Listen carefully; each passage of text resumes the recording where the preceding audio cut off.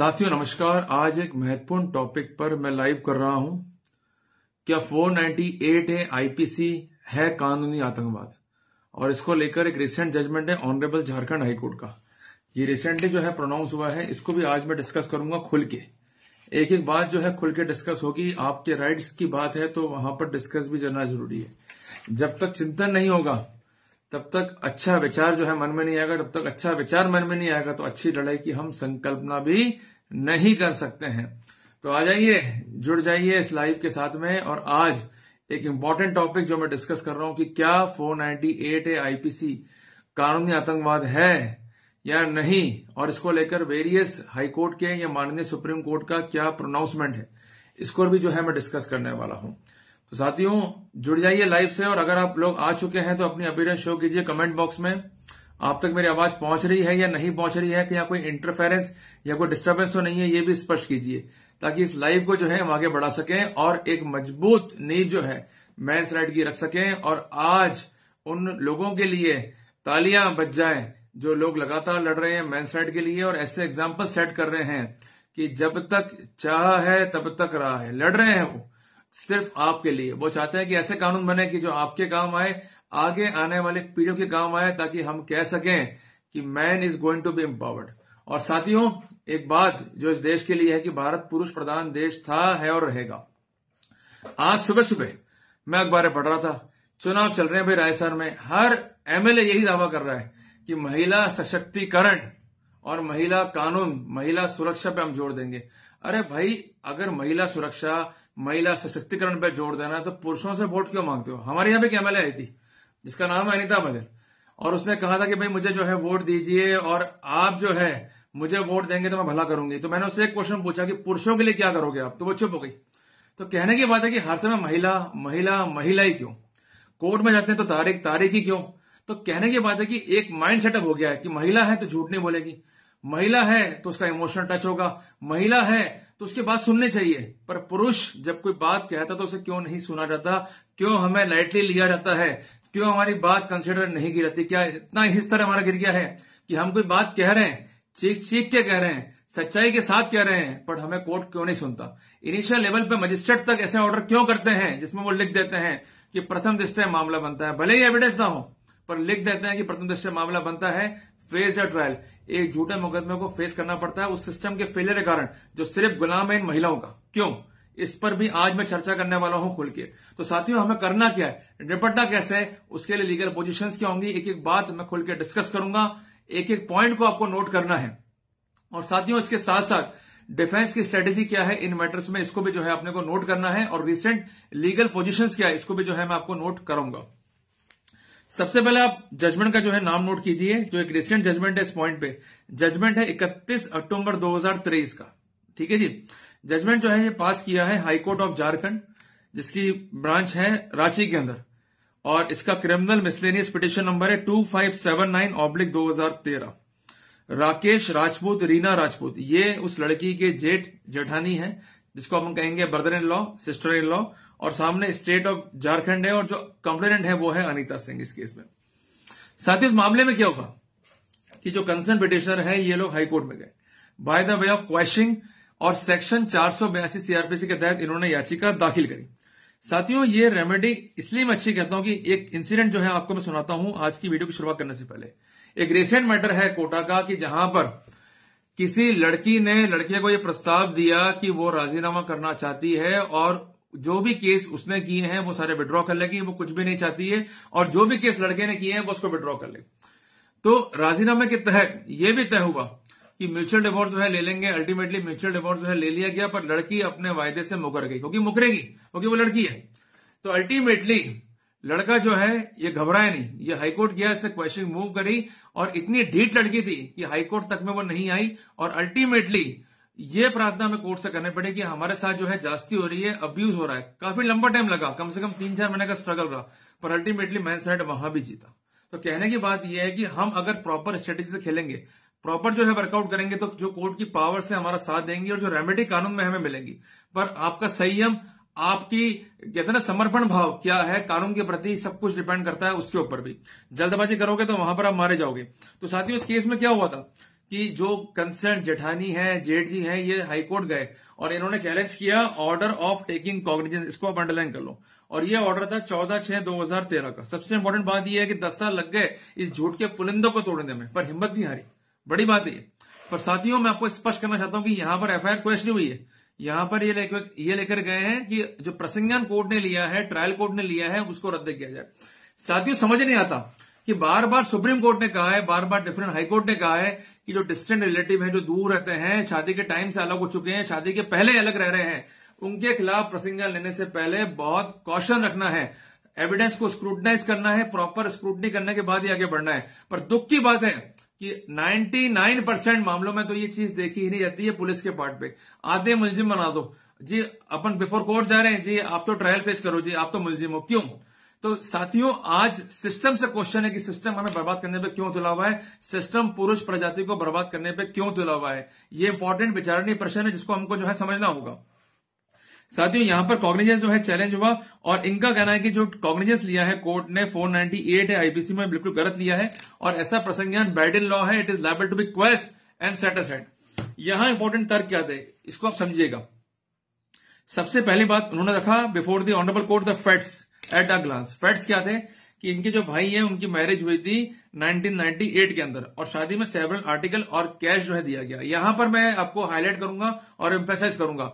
साथियों, आपको मैं स्पष्ट कर दूं कि शादी में जो भी सामान देते हैं by the way of gift, by the way of custom, वो किसी भी रूप में डावर की परिभाषा में नहीं आता है। खुमान चंद बनाम स्टेट ऑफ राजस्थान का बेसिक लॉ है जिसमें स्पष्ट किया गया है। उसके बावजूद भी ये लिखते हैं कि शादी में हमने दहेज दिया है। भाई, लड़का कोई आईएएस लगा पड़ा है, लड़का कोई मजिस्ट्रेट है, कोई बड़ा वकील है, कोई डॉक्टर है, क्या है? तो ऐसा क्या था इस लड़के में तुमको शादी से करनी पड़ी?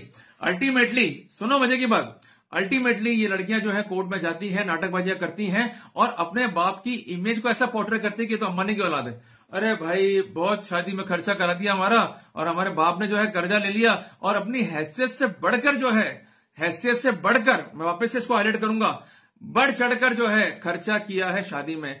तो सबसे इंपॉर्टेंट बात है कि इनकी हैसियत बढ़ती कैसे? भाई, ये कोई नाइट्रोजन का सिलेंडर लेके बैठते हैं रात को कि लगाया और हैसियत बढ़ गई। करते क्या है ये लोग कि हैसियत को जो है बढ़ा देते हैं, बट इसका कोई भी स्पष्टीकरण जो है फाइल पे नहीं होता। ऐसे कई मैंने एग्जांपल देखे हैं जहां लड़कियां लड़कों से मांगती है 50,000, 1 लाख, 2 लाख और ये कहती हैं कि हम बेरोजगार हैं, हम अपने भाई पे डिपेंड है, अपने बाप पे डिपेंड है। बाप कितना कमारा 10,000, भाई कितना कमारा 5,000 रुपए और खर्चा मांग रही 50,000 रुपए। अगर तुम अपने भाई पे डिपेंड हो, तुम्हारा भाई इनकम टैक्स पेयर नहीं, तो कहां से लाते हो पैसा?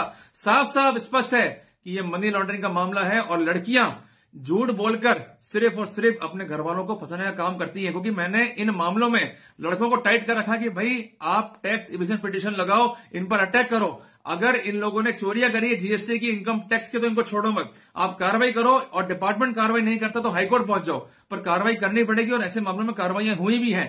दिल्ली हाईकोर्ट के अनेकों ही जजमेंट है जहां पर ये कार्रवाइयां सुनिश्चित हुई है। तो आप बोलोगे नहीं, जाओगे नहीं, तो कार्रवाइयां होंगी भी नहीं। ऐसा होता क्या है कि अचानक लाखों रुपए जो है ये शादी में ले आते हैं, वो भी अनअकाउंटेड, बिना किसी लिखा पढ़ी के, जो कि संभव नहीं है। ये नोट करना। और जब आप जिले करोगे तो इनके पिताजी बोलेंगे, इनके भाई साहब बोलेंगे हमने तो लोन लिया फला फला से। आज प्रैक्टिकल एग्जांपल मांग के चलना मेरे दोस्तों, मेरे भाइयों। आप किसी फ्रेंड के पास जाना, अपने भाई के पास जाना, मामा के पास जाना, पैसे मांगना, मना कर देंगे, मुंह फेर लेंगे, फोन बंद कर देंगे।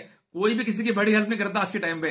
तो ऐसा क्या है इनमें कि जन्मजात भिखारी होने के बावजूद भी इनकी हेल्प जो है होती है। ये बेरोजगारों का समूह है, तब भी इनकी हेल्प होती है। वोट देने वाला भी जानता है कि ये देंगे नहीं, तो इनकी हेल्प कैसे हो जाती है। और अगर इन्होंने उधार लिया है और इनका क्रेडिटर मार्केट में खड़ा है, तो उसको पार्टी बनवाओ, कोर्ट में बुलवाओ कि जो पैसा है पहले उसको चुकाया जाएगा, फिर उसका क्लेम जो है प्रिफरेंशियल है, देन मेंटेनेंस जो है पे किया जाएगा। आप बोलोगे तभी सुनी जाएगी, नहीं बोलोगे तो इसका फायदा जो है उठाएंगे। आप अर्जी लगाओ, मजिस्ट्रेट जो है अर्जी खारिज करता है, घबराओ मत, फिर से लगाओ। जब तक अपनी बात को रखोगे नहीं, तब तक आपकी बात कोर्ट में चलेगी भी नहीं। तो रखनी पड़ेगी आपको अपनी बात। साथियों, इस मामले में सबसे इंपॉर्टेंट बात क्या है? लड़की का एलिगेशन क्या था कि उसको टॉर्चर किया गया। ये टॉर्चर क्या होता है भाई? मतलब उसको सुई चुभाई गई, क्या किया गया? मतलब उसको दागा गया सिगरेट से, क्या टॉर्चर क्या होता है? ये समझ मुझे आज तक नहीं आता। भाई, हम सब लोग पढ़े लिखे, हर घर में डिस्प्यूट है, लड़ाई झगड़े भाई भाई के बीच में है, झगड़े छोटे मोटे हर घर में होते हैं। इसका मतलब ये तो नहीं कि हम जो है केस लगा दें और ये फालतू की बातें जो है कोर्ट में लिखे कि साहब मुझे टॉर्चर किया गया। एक मैं आपको एग्जांपल बताऊं कि आजकल एक वीडियो चल रहा है यूट्यूब पे या फेसबुक पे कि लड़की चल रही है आगे, पीछे एक अन्य महिला बैठी भी, नीचे गिर गए, लड़के ने टच तक नहीं करा अपनी गाड़ी से, तो लड़के पे लगा दिया आरोप। वो शुक्र था कैमरे का कि जो बचा लिया, अगर वो कैमरा ना होता तो लड़का जेल में होता। सुनने को तैयार नहीं होते पुलिस वाले कि नहीं भाई तू ना टक्कर मारोगी इसलिए छोरियां गिर गई है। तो कहने की बात यह कि ये छोरियां जो है ये बहुत दम कर रही हैं, इन्होंने हमारे नाक में जो है दम कर रखा है, तो वक्त है इनमें बदलाव करने का। मैं बार बार कहता हूं हम बदलाव नहीं लेंगे, हम बदलाव करेंगे। वो बदलाव कैसे होगा? इनको घर से बाहर निकालो, इनको नौकरियां दिलाओ। जब तक इनको रोजगार नहीं दोगे, जब तक ये बेरोजगार रहेंगी, तब तक हमारी नाक में दम करती रहेंगी। इनको रोजगार दिलाना हमारा परम कर्तव्य है। आप अपने दोस्तों से जो एंटरप्रेन्योर हो, या कोई अच्छे एडवोकेट हो, या कोई अच्छे लॉ फर्म लगे बैठे हो, या अच्छे हॉस्पिटल लगे बैठे हो, जब भी जॉब की वैकेंसी आए प्रेफरेंस क्लेम इनका करवाओ कि हम जॉब दिलाने के लिए तैयार हैं। क्यों नहीं करती हैं जॉब? क्यों नाटकबाजी कोर्ट में करती हैं? क्यों रहना चाहती हैं बेरोजगार? सिर्फ इसलिए कि पति को लूटेंगे, पति को कूटेंगे। ऐसा नहीं होने दूंगा। लड़ना पड़ेगा तो लड़ना पड़ेगा, बट लड़ने की राजनीति सिर्फ बदलाव की है, बदले की नहीं है। ये कितना ही बदला लें, ये कितना ही हमारे खिलाफ झूठ उगलें, ये कितना ही हमारे परिवार को बदनाम करें, पर हम हनुमान के भक्त हैं, हम इनसे बदला नहीं लेंगे, हम इनमें बदलाव करेंगे। आशीर्वाद लेंगे बजरंगबली का और बदलाव इनमें करके रहेंगे। साथियों, यहां पर एक इंपॉर्टेंट आरोप किया था कि मेरे साथ जो है मारापिटी हुई, असॉल्टिंग विदाउट एनी एविडेंस, यहां पर जो है असॉल्ट हो जाता है। ये सबसे इंपॉर्टेंट बात मैं कह रहा हूं साथियों, गंभीर स्थिति है। मतलब एक लड़की के झूठे आंसू सिस्टम को हिला के रख देते हैं और वो सिस्टम हमारे पीछे ऐसे पड़ जाता है जैसे हम याकूब मेनन हो। सुप्रीम कोर्ट ने इनके लिए कहा है कि ये कानूनी आतंकवाद करते हैं, हमारे लिए नहीं कहा है। जब कानूनी आतंकवाद करते हैं, उन पर निर्णय है, तो उस पर क्यों अमल नहीं होता है? ये सोच का विषय है, ये विचार का विषय पर विचार हमें करना होगा। सबसे इंपॉर्टेंट बात, यहां पर बच्चे भी हो गए, हंसी खुशी रह भी रहे हैं, फोटोग्राफ भी जो है पेश हुए, और सबसे इंपॉर्टेंट बात कि जो ये पिटिशनर है, ये घर से लंबे टाइम पहले अलग हो भी चुके थे, पर ये फैक्ट क्यों नहीं देखे गए? सबसे इंपॉर्टेंट बात तो यही है। और इनका ये भी कहना था कोर्ट के अंदर कि जो भी केस वर्तमान रूप से किया गया है, ये सिर्फ और सिर्फ दबाव बनाने के उद्देश्य से जो है किया गया। पर सुनता कौन है? नहीं जी, आपका डिफेंस है जी, ये डिफेंस आपका आप जो है बाद में रेस करना। और अधिकांश सलाहकार भी हमें यही कहते हैं कि बाद में जाओ, बाद में रेस करो। साथियों, जब भी एफआईआर दर्ज हो, अपना पूरा का पूरा ज्ञापन, जिसको हम कहते हैं रिप्रेजेंटेशन, ये आप सबमिट कर दो। बेईमान सिस्टम, बेईमान एजेंसी की हिम्मत नहीं होगी कि उसको डिस्कार्ड कर दे। वो कंसिडर नहीं करते। कंसर्न मजिस्ट्रेट मूव हो जाओ, कंसर्न हाईकोर्ट में मूव हो जाओ, आपको रेमेडी लेनी पड़ेगी तो लेनी पड़ेगी, आपको वर्कआउट करना पड़ेगा। यहां पर साथियों यह भी तर्क था कि हम जो है जब अलग रहते हैं, हमने कोई हैरेसमेंट नहीं करा है, हमारे खिलाफ जो एलिगेशन है वो मियरली ओमनीबस एलिगेशन है, तो केवल और केवल आरोप लगाने से हम लोग आरोपी नहीं हो जाते। और सबसे इंपॉर्टेंट बात कि लड़की ने कहा है कि किसी डेट पर हमको जो है मारा पीटा गया, पर उस डेट पर तो हम ट्रेवल कर रहे हैं, तो अपने आप में ही ये साबित होता है कि इसका पूरा का पूरा परिवार जो है वो झूठा है। It is liable to be discarded, it is liable to be rejected. साथियों, यहां पर अपोजिट पार्टी ने इसका अपोज किया, पर कोर्ट ने अपने फैसले में स्ट्राइक किया पैरा नंबर 7 के अंदर, in the view of the above facts and submission of the learned counsel for the parties, the court has gone through the complaint petition as well as document brought on the record, including the order of taking cognizance. It is admitted that petition number 1 is brother-in-law of the opposite party, number 2, and petition number 2 is sister-in-law of the opposite party, number 2. They are residing at Hyderabad, whereas the alleged place of occurrence is Dhanbad. In paragraph number 8, it has been alleged that कि 2/4/2013 को accused जो है वो धनबाद में आया, उसको torture किया, मारा पीटा, जबकि उस दिन को तो वो ट्रेवल कर रहे हैं, उसकी टिकट पेश हुई है, डॉक्यूमेंट जो है लेके पेश हुए आरटीए में, विच इटसेल्फ शो दैट कि ये फॉल्स स्टेटमेंट जो है डेलिबरेटली किया गया है। तो एक इंडिकेटिव करने से कितना फायदा जो है यहां पर लड़के पक्ष को हो गया। इनका कहना यह है ऑनरेबल हाईकोर्ट का, ये अब इंपॉर्टेंट है, इसको आप नोट करो। यहां पर शुरू हो रही है असली कहानी कि with the laudable object of punishing cruelty, की क्रुएल्टी को पनिश करना ही ऑब्जेक्ट है 498 का, जब क्रुएल्टी हस्बैंड या उसके रिलेटिव द्वारा की जा रही है। 498A आईपीसी को इसलिए इंसर्ट किया गया।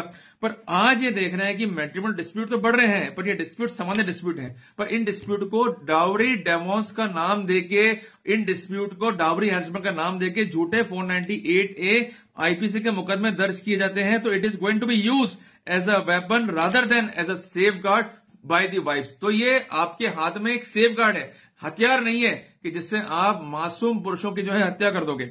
ऑनरेबल सुप्रीम कोर्ट ने अरनेश कुमार बनाम स्टेट ऑफ बिहार में भी ये स्पष्ट किया कि अरेस्ट रूटिंग मैनर में नहीं होना चाहिए। यहां भी आपको मैं स्पष्ट कर दूं कि 41A सीआरपीसी 2009 में आ चुका था। 4 साल बाद भी लड़कों ने स्ट्रगल किया, पर एक लड़का खड़ा हुआ, सुप्रीम कोर्ट तक गया, उसने आज लॉ बना दिया। लिखना पड़ा सुप्रीम कोर्ट को कि रूटिंग मैनर में अरेस्ट नहीं करोगे। धन्यवाद का पात्र है, सलाम का पात्र है वो लड़का कि जो लड़ा, सुप्रीम कोर्ट तक पहुंचा, मैन साइड के लिए जीत दिला दी। आज हम शादी कर लेते हैं, सोचा करो कि अगर शादी के बाद डिस्प्यूट होगा तो क्या करेंगे। उस समय तो पैसे उड़ा दिए, जब डिस्प्यूट आता है, लड़ाई होती है, तब आपको जब मदद चाहिए होती है तब आपके पास फंड्स नहीं होते। साथियों, कहते हैं कि आपको अगर लड़ना है तो आपको शक्ति चाहिए, और शक्ति अगर आप में नहीं है तो आप नहीं लड़ सकते हो। वो लड़की आपको पहले दिन से जो है वो खोखला करने में तुली हुई है, वो खर्चा करा देगी आपसे, सब कुछ खत्म कर देगी आपका, और अल्टीमेटली जब लड़ने की बारी आएगी तब आप कमजोर हो गए। No one is there to help you. तो साथियों, समझदारी से काम चलाओ। प्री वेडिंग शूट की जगह प्री मैट्रिमोनियल प्लानिंग कर लो कि अगर कोई दिक्कत हुई तो हम लड़ने के लिए तैयार है। कल को ऐसा ना हो कि भंडारी खाली आप लड़े कैसे। कोई साथ उस समय नहीं देगा, सिर्फ एक ही चीज आपका साथ देगी, जो है आपकी बुद्धि, आपका क्लेवरनेस और आपके इकोनॉमिक सोर्सेस। इस बात को जो है आप नोट करना। ये बात प्रैक्टिकल है, चुभेगी, बट बात सत्य है। साथियों, सबसे इंपॉर्टेंट बात इसमें कोर्ट ने क्या लिखा, पैरा नंबर 9 के अंदर, such type of cases are being filed in heat of movement over the tribal issues without proper deliberations, and this aspect of matter has been considered by Honorable Supreme Court in case of प्रीति गुप्ता। तो जो मामला है प्रीति गुप्ता बनाम state of Jharkhand का, वहां पर लिखना पड़ा ऑनरेबल सुप्रीम कोर्ट को। ये कॉमन प्रैक्टिस हो चुकी है कि जो 498 के मैटर हैं ये अंडर हीट ऑफ मूवमेंट जो है दर्ज कराए जाते हैं। कोई सच्चाई या कोई दम इन मैटर्स में नहीं होता है। अल्टीमेटली इन मैटर्स में जो है कॉन्सिक्वेंसेज जो है लड़के और उसके परिवार को जो है फेस करने पड़ते हैं। एडवोकेट अर्पणा का एक क्वेश्चन आया इसी बीच में, शादी करने की जरूरत ही क्या है। मैडम, ऐसा है जी, शादी करना है या नहीं करना है ये किसी व्यक्ति विशेष का अपना अधिकार है। आर्टिकल 21 संविधान का उसे अधिकार रहता है, बट इसका मतलब ये नहीं कि शादी करने के बाद मेहनत करने के बजाय लड़के की संपत्ति पर नजर रख के और उसको लूटो, ये कभी नहीं होने देंगे। और साथियों, एक बात मैं स्पष्ट कर दूं कि जब ये दाव पेच पूरे फेल हो जाते हैं तो लड़कियां अल्टीमेटली क्या बोलती कि हमको जी रहना है, हमको रहना है, तो हमको चार लाइनें जरूर कहा करो। क्या, इसको भी लिख लो कि जो फिसल जाए वो मैं दीवाना नहीं, जो फिसल जाए वो मैं दीवाना नहीं, जो बदल जाए वो मैं जमाना नहीं, वार जाएंगे खाली ये तेरे सभी, यू 498 का डर हमें दिखाया ना करो। तो दिखा दिया डर, तो दिखा दिया, अब बारी है लड़ने की, तो अब लड़ेंगे बैठ के। साथियों, इसी जजमेंट में काफी इंपॉर्टेंट बात जो ऑनरेबल सुप्रीम कोर्ट ने लिखी, पैरा नंबर 34 के अंदर, unfortunately at the time of filing of complaint the implication and consequences are not properly visualized by the complainant that such complaint could lead to harassment, agony, pain to the complainant, accused and his close relative। तो इनको परवाह ही नहीं है, बस cases करने हैं, तो वो काम जो है नहीं चलेगा। साथियों, इस मामले में कोर्ट ने अन्य जजमेंट, उदाहरण के लिए गीता मल्होत्रा बनाम स्टेट ऑफ यूपी, के सुब्बाराव बनाम स्टेट ऑफ तेलंगाना को भी देखा। और सबसे इंपॉर्टेंट बात कोर्ट ने लिखी है, the concerned court should be careful in proceeding against a distant relative in crime pertaining to matrimonial dispute and dowry theft। तो कोर्ट ने कहा कि जो जजमेंट ऑनरेबल सुप्रीम कोर्ट के, इसके लाइट में क्लियर है कि प्रोसीडिंग का जो है या मिसयूज हो रहा है। कोर्ट ने कहा कि जो एलिगेशंस हैं, पहली बात तो ओमनीबस हैं, और जो स्पेसिफिक आरोप है वो झूठे हैं, जिसकी पुष्टि उन फैक्ट से हो रही है जो अनकॉन्ट्रोवर्टेड है। और सबसे इंपॉर्टेंट बात, चार्ज की स्टेज पर भी अगर आप प्रोस्पेक्टिव अक्यूज्ड हो तो आपके डॉक्यूमेंट्स जो है विचार में ले सकते हैं। ऐसा सुप्रीम कोर्ट ने अनेकों ही निर्णयों में कहा है। सबसे इंपॉर्टेंट निर्णय है हर्षेंद्र बनाम रहबतुल्ला का, वहां पर इस स्थिति को जो है स्पष्ट किया गया है। इसकी डेट है 8 फरवरी 2011। और सबसे इंपॉर्टेंट बात, जो भी रूल जो है बताया गया है वो स्पेसिफिक नहीं है, एलिगेशन जो है स्पेसिफिक नहीं है, तो looking to the fact and circumstances court ने जो है प्रोसीडिंग को जो है क्वेश्चन करने के ऑर्डर दिए। तो साथियों, एक बड़ी जीत है, एक स्वागत किए जाने योग्य फैसला। कम से कम जज साहब ने यहां पर फैक्ट्स को देखा। अगर तो सामान्य जज यहां पर होता तो कहता भाई ट्रायल फेस करो, पर यहां पर उन्होंने कहा कि नहीं, अगर प्रोसीडिंग झूठी है, एलिगेशन सामान्य है, स्पेसिफिक आरोप भी झूठे हैं, तो वहां पर there is no need to continue such bastard proceeding. तो ऐसी प्रोसीडिंग्स को रद्द करना ही बेहतर है। हम किसी भी रूप में ऐसी प्रोसीडिंग का अब्यूज अलाउ नहीं कर सकते। तो कहने की बात साथियों ये है कि जब भी आप लड़ रहे हैं तो अपने डॉक्यूमेंट, अपने दाव पेज को लिखो। बोलने से कुछ नहीं होगा। कहते हैं कि एक लिखा और 100 बका, तो लिखो मेरे भाई, लिखोगे नहीं तो काम चलेगा भी नहीं। और दूसरी इंपॉर्टेंट बात साथियों, कुछ इसमें क्वेरीज में आई है जिसका मैं जवाब देना जो है उचित समझता हूं। सबसे पहले क्वेरी है राहिल जी की, बट क्वेरी नहीं है। और जहां तक प्रणाम की बात है राहिल जी, तो प्रणाम करो बालाजी को, उनका आशीर्वाद लो और लड़ाई लड़ो सच के लिए, खड़े हो जाओ माइंडसेट के लिए। और मैं जानता हूं कि आपने भी लड़ाई लड़ी है राहिल जी, आप संपर्क में रहे हो मेरे, पर लड़ाई को और मजबूती से लड़ो। कम से कम जो दुष्ट हैं उनको सबक मिलना चाहिए। अगर सबक नहीं मिला तो आने वाले समाज के लिए वो एक परेशानी जो है वो क्रिएट कर देंगे। पूजा राजपाल जी, आजकल तो माना बाप भी मिले होते हैं, साथ में भाग के मैरिज करती है, 1 मंथ रहती है और बाद में भाग जाती है और केस दे तो है। कोई क्वेश्चन नहीं, भाई क्वेश्चन लेके भेजो पूजा जी, मैंने आपको हमेशा ही कहा कि भाई क्वेश्चन आप लिख के भेजो तो इसका आंसर मिल पाएगा आपको। अनिल जी है मुझ पर भी बैक 498 है, ठीक है। प्रवीण जी है, सर वाइफ ने इनकम एफिडेविट में एक बच्चे के बारे में कहा है जबकि हमारे 2 बच्चे हैं, तो आप कंटेम्प्ट लगाओ सेक्शन 340 ऑफ सीआरपीसी के अंदर लगाओगे तभी जो है राहत मिलेगी। और अपनी बात को रखना सीखो। जज कहेगा भाई क्या हो गया, बाद में तय कर देंगे, नहीं अभी तय करो। वो तय नहीं करता है, प्रोसीडिंग लो, हाईकोर्ट पहुंचो। आपको रेमेडीज तो सिक्योर करनी पड़ेगी, अगर नहीं करोगे तो आपका ही जो है नुकसान है इसमें। और इसके अलावा सेक्शन 19 सीआरपीसी और जो फैक्ट अनकॉन्ट्रोवर्टेड है उनको सेक्शन 14 फैमिली कोर्ट एक्ट की लाइट में जो है प्रोड्यूस करो, कोई ट्रबल नहीं है। राहिल की बात है एक और कि आप बताएं अनुसार मैं हनुमान जी की आराधना करता हूं। नहीं बेटर है, करो जी, कोई दिक्कत नहीं है इसमें, और लड़ना है भाई अपने को। एक अनुपमा रानी है, और जो लड़के परेशान करते हैं लड़की को, फिर उन लड़कों का क्या? देखो जी अनुपमा जी, लड़के क्या करते हैं क्या नहीं करते, लड़कियां क्या नहीं करते, ये उनका अपना व्यक्तिगत मैटर है। पर जो हम देखते हैं सच्चाई वो बयां करते हैं सोशल मीडिया पे आके। 90% मामलों में लड़कियां झूठी हैं, और ये मैं नहीं कहता हूं, ये कहता है एनसीआरबी। क्योंकि जितने भी लिटिगेशन दर्ज होते हैं 90% केसेस आर फॉल्स, और वहां पर या तो राजीनामा होते हैं या वो केसेस को विड्रॉ कर लेती है। अल्टीमेटली एजेंसी कहती है कि ये मुकदमे जांच में या कार्रवाई में जो है झूठे पाए गए। जब सरकारी एजेंसी ही झूठा कह रही है तो मैं कौन होता हूं झूठा बोलने वाला? तो कहने की बात यह है कि लड़के अगर गलत कर रहे हैं तो आपके पास सक्षम साक्ष्य होने चाहिए, फिर उस समय हिम्मत दिखाओ। कल को ऐसा ना हो कि केस कर दो फिर लड़का दे जाए 5-10 लाख रुपए, अरे साहब कुछ हुआ ही नहीं, अरे मैं विड्रॉ करती हूं, ऐसा ना करना। फिर लड़ना और उसको जो है कन्विक्शन दिलवाना, और लड़ाई होनी चाहिए सिर्फ अधिकारों के लिए, ना कि पैसा की भीख मांगने के लिए। कि पैसे के लालच में लड़के को दबाकर अगर कार्रवाई करोगे तो ऐसी कार्रवाई बेकार है और शून्य कार्रवाई है। और जो महिला ऐसी कार्रवाई करती है उसकी मैं कोई इज्जत नहीं करता हूं। अगर तुम्हें पैसा चाहिए, अधिकार चाहिए तो लड़ो, नौकरी करो, आगे बढ़ो। कई लड़कियां ऐसी भी है कि जवानी में जो है विधवा हो गई पर आगे बढ़ी, देश का नाम ऊंचा करा। कई लड़कियों को उनके पति ने छोड़ भी दिया, तब भी उन्होंने बदला नहीं लिया, बदलाव किया खुद में, समाज में आगे बढ़ी, आईएएस बनी। पर कुछ ऐसी भी थी कि जो दिन रात तो घूम रही है अपने आशिक के साथ में, पति पे केस कर रही है और पति को जो है एक्सटॉर्ट कर रही है। तो कम से कम एग्जाम्पल क्रिएट करो, समाज कंटेका मत बनो, ये मैं कहना चाहता हूं। फिर आपकी वापस से क्वेरी है कि तो फिर शादी में इक्वल कंट्रीब्यूशन क्यों नहीं करते हैं? तो दहेज देते क्यों हो? दहेज देने वाला जो है अपराधी, लेने वाला अपराधी नहीं है। बिल लेने वाला तो लेगा, उसका तो कहां में लेना, चाहे वो कुछ भी लेवे। तो कहने की बात है कि देने वाला अगर रुक जाएगा तो लेने वाला अपने आप में रुक जाएगा। बिल्कुल फैक्ट बात है ये। तो दो मत तो अगला लेगा भी नहीं। अगर तुम दोगे या आप दोगे तो अगला लेगा भी। नितिन जी की क्वेरी है कि मेरे केस में सर अभी 1 साल शादी को नहीं हुए हैं और वाइफ प्रेग्नेंट है, अपने घर रहती है और मेंटल टॉर्चर करती है, और माँ और उसके माता पिता भी हैं, मैं क्या करूं? भाई देखो, ऐसा कि वो टॉर्चर करे तुम समझा दो भाई कि जवाई से पंगा नहीं लेने का। अगर पंगा लोगे तो फिर दिक्कत हो जाएगी आगे। तो कहने की बात यह है कि जब तक लड़की अपने घर में है, घर की दहलीज में है, ससुराल की दहलीज में, तब तक वो पत्नी है। जिस दिन उसने घर त्याग दिया अपनी इच्छा से और वह कहते कि बदला लूंगी, केस करूंगी, तब पत्नी नहीं रही। युद्ध के लिए तैयार हो जाओ, जंग के लिए तैयार हो जाओ। ये युद्ध महाभारत का है, यहां कोई अपना नहीं है। अगर सामने पक्षकार खड़ा हो जाए, जब तक पक्षकार अपने साथ है वो अपना है, जब तक वो सामने है वो समाज कंटक के रूप में है। अगर वो अपने राइट्स का दुरुपयोग कर रहा है और प्रोसीडिंग्स का अब्यूज कर रहा है, तो इस बात को जो है विशेष आपको ध्यान में रखना है। तो कुल मिला के समझाओ, नहीं समझते हैं तो वापस समझाओ, फिर भी नहीं समझते तो बदलाव के लिए तैयार हो जाओ, क्योंकि हम अभी भी बदलाव नहीं लेंगे, बदलाव करेंगे और बदलाव जरूरी है। अनुपमा जी, मैं बार बार बोलकर थक गया हूं कि लड़का अगर गलत कर रहा है तो उससे लड़ो, उसके पैसों पर जो है मत अकड़ो कि भैया पैसा खींचना है अपने को। लड़ना पड़ेगा, में लड़ना पड़ेगा। और अगर सच्चे हो तो लड़के दिखाओ और उस जजमेंट को यहां पर अपलोड करो सोशल मीडिया पे, ताकि हमको भी पढ़े कि लड़का का गलती पर है तो उससे कॉम्प्रोमाइज नहीं हुआ, उससे बराबर युद्ध लड़ा गया और अल्टीमेटली लड़का जो है कोर्ट में हारा। पर अमूमन ऐसा होगा नहीं।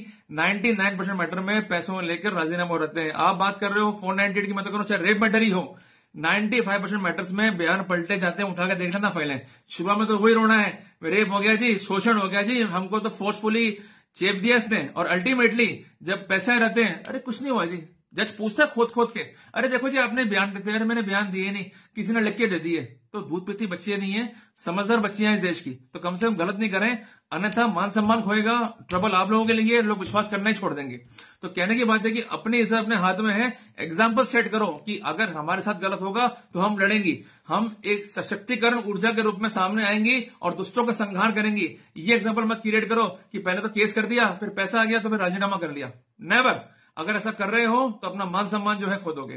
तो साथियों, आगे बढ़ो, लड़ो, लड़ने की ताकत रखो, अपनी एक एक बात को कोर्ट में लिख के दो, जैसे इस व्यक्ति ने लिख के दिया। कॉग्निजेंस की स्टेज पर भी इसने अपनी चार्ज की बहस दी, प्रसिका की बहस बना के दी, कोर्ट ने कंसिडर नहीं करी, हाईकोर्ट पहुंच गया, पॉइंट्स को रखा, तो अल्टीमेटली कंसिडर करना पड़ा, हाईकोर्ट को लिखना पड़ा कि इट इज रॉन्ग। तो कहने की बात है कि लड़ना पड़ेगा तो लड़ना पड़ेगा, बात को लिखो, तभी जो है हम आगे बढ़ पाएंगे। तो साथियों काफी क्वेरीज यहां पर है, उनका जवाब मैं जो है दूंगा नेक्स्ट वेबिनार के अंदर। अभी के लिए सिर्फ इतना ही, पर मेरे भाई पढ़ो, आपका ज्ञान ही आपकी ताकत है। गुरु की आराधना करो, बालाजी की आराधना करो, नियमित रूप से बालाजी के मंदिर जाओ, नियमित रूप से महाकाल के मंदिर जाओ, अरदास करो कि हम लड़ेंगे इन दुष्टों से।